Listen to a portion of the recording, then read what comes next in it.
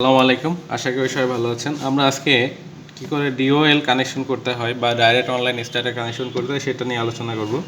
তো এটা হলো ম্যাগনেটিক স্টার্টার বা ম্যাগনেটিক কন্ট্যাক্টর।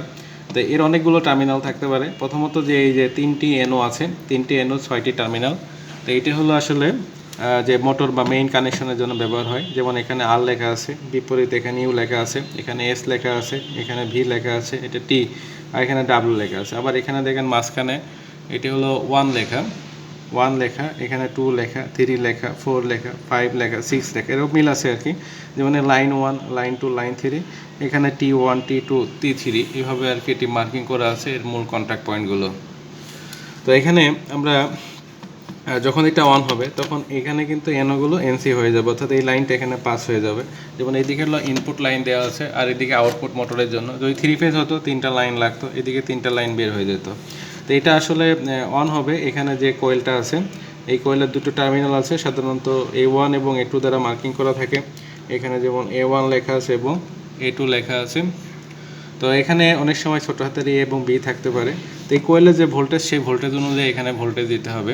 তো এখন আমরা এটা কীভাবে কানেকশন করছি, যেমন এটা নিউট্রালটা এখানে সরাসরি এখানে নিউট্রালটা দিয়ে দিছি, তাহলে এই কোয়েলের যে লাইনটা পাবে তার উপর সুইচিং করলে এটি অন হবে। তো এখন এখানে আমাদের এটা অন অফ করার জন্য দুটো সুইচ ব্যবহার করা হচ্ছে, একটা অফ সুইচ, একটা অন সুইচ। এই মূলত পুশ বাটন সুইচ। এই সুইচগুলো চাপ দেওয়ার পরে আবার ছেড়ে দিলে আগের মতো চলে আসে, অনেকটা কলিং বেলের মতো। তো এই সুইচের উপরেরটা এনসি, অর্থাৎ এই মুহূর্তে কন্ট্যাক্ট আছে। এটা সুইচের দিকে তাকালেও দেখা যায় যে সুইচের এই যে পাতটা লাগা, এটা চাপ দিলে পাতটা খুলে যায়, ঠিক আছে। তো অনুরূপ একই সুইচ, বাট এটা লাল স্টপে হয় আর এটা সবুজ স্টারের ক্ষেত্রে ব্যবহার হয়। তো আমরা এখানে মূল যে লাইনটি আসছে, তো সেই লাইনটা দেখেন যে এই সুইচে আসছে, তো এখান থেকে এটা পাস হয়ে এখানে আসছে। বাট এখানে আসলে কিন্তু এটাই কিন্তু যেতে পারে না। এটা যখন চাপ দেওয়া হয় তখন এটাই যায়। আর এটা তাহলে ডাইরেক্ট এখানে যেহেতু লাগা আছে, তো এখানে এই যে এখানে এটা হলো এনও, এটা একটা উপরে যেমন এনও আছে, এখানে লাইনটা দিলে এখানে লাইন পাস হয় না। যখন এটা অন হয় তখন এটা কিন্তু এখান থেকে পাস হয়।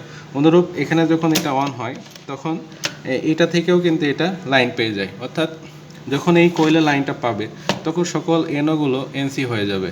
তাই যখন আমরা এটা দিচ্ছি, চাপ দিচ্ছি, তখন এই স্টার্ট সুইচ কী হবে, এটাকে অন করছে। যখন আমরা এটা পুশ করছি তখন এই লাইনটা এই লাইনে চলে আসে।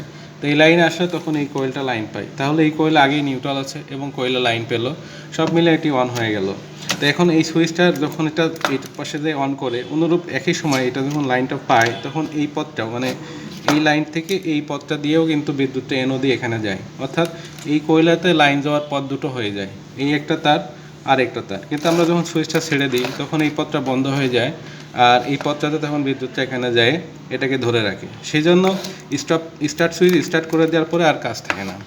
আর যখন আমরা এটা চলতে থাকে, এখন যদি মোটর বন্ধ করার প্রয়োজন হয় তখন আমরা স্টপ চাপলে এখান থেকে যেমন এই লাইনটা আসছে, এই লাইনটা বিচ্ছিন্ন হয়ে যায়। এটা বিচ্ছিন্ন হয়ে গেলে এই লাইনটা থাকে না, সে কারণে এটা স্টপ হয়ে যায়।